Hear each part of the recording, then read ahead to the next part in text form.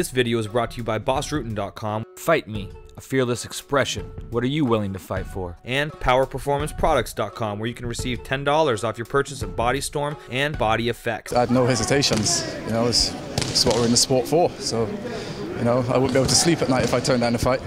There was a lot said that, you know, Rory, he just said it a few minutes ago. He said, I'm not disrespecting Shay. I don't watch videos of my opponents, but, you know, he made some comments where he hadn't really hurted you. Did you take that personally? Did you take offense to those comments? No, definitely not. I'm kind of the same. I know I've watched his fights, but that was, like I said, that was before the fight was scheduled. But yeah, I'm not the type of guy either to sit down and watch hours of footage and dissect it.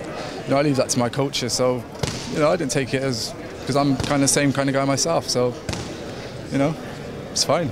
How much extra is there for you in the sense of you are an underdog, you know, obviously your second fight, but does that take some of the pressure off? I mean, you get to go in there and, you know, as an underdog, people aren't looking at you like you're the next welterweight star, but you get to become a star if you beat Rory McDonald. Yeah, definitely. That's the way I looked at it since I got the phone call. You know, like I said, I've got nothing to lose. All the pressure's on him, as far as I'm concerned. So I'm just going to go in there, have fun, shock the world. You feel like your stand-up game is above his, and what do you think about his wrestling ability and ground game? Yeah, I know he's very dangerous on the ground. His stand-up, you know, his stand-up's up to par as well. If I'm honest, I would say my stand-up is better than his.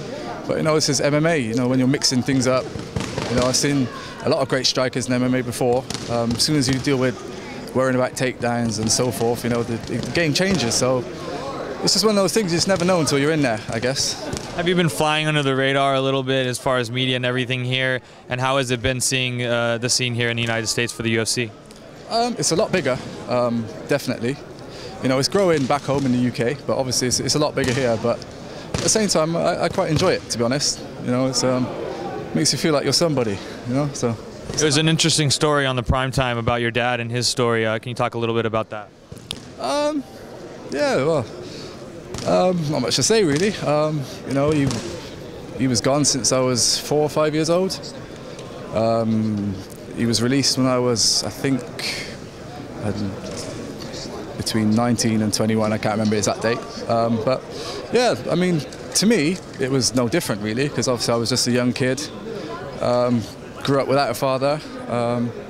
So yeah, to me, like a lot of people see it as a bad thing, which obviously it was, but I just didn't know any different. So, you know, it was just my life, really. So, I'm interested in the state of MMA in Britain. You know, we saw the UFC there a lot a few years ago, not so much now. Is it still growing, you think, as a sport? Yeah, definitely. Even the club that I come from, like every day, literally, there's new members turning up. Whether it be just, you know, enthusiastic people just want to train. You know, you get guys who come and want to fight. A lot more people are talking about it all the time, and it's on TV a lot more now. So yeah, it's definitely growing. Was it harmful, do you think, to have Alex Reed and Jordan and that whole kind of celebrity scene kind of infecting MMA a little bit? I guess you could take it both ways. In a way, it's a bit of a gimmick. Kind of takes away from the real fighters a little bit, I guess. But at the same time, it did give MMA in the UK a lot of exposure. I know a lot of people definitely only turn to MMA because of that. So I guess it's a two-edged sword, really. Just depends how you want to look at it. Shay, when you walked in, I said, who's that middleweight over there?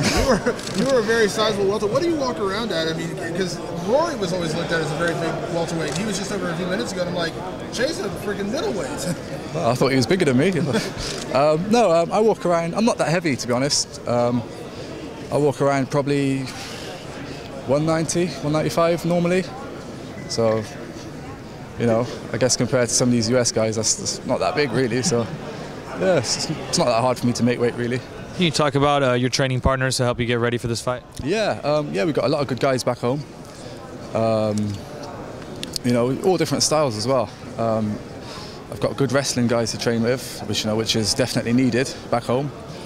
BJJ guys, black belts, brown belts. You know, obviously, I go to a local boxing gym as well, where I get good sparring from boxers. You know, we've got a Thai coach. Yeah, we've got everything covered back home. No names that you can throw out that we know? Oh, there's a few names. We've got Matt Ewan. He's a bit of a UK veteran. I've been training with Matt for God knows, maybe over 10 years. You know, really strong wrestler, grind and pound guy. We've got a heavyweight guy who I like to spar with quite a bit, as painful as it is, Mark Godbeer. I think he'll be making some waves soon on the international scene. Yeah, we've got loads of good guys out now. There's too many to mention, really, but yeah, a lot of up-and-comers as well.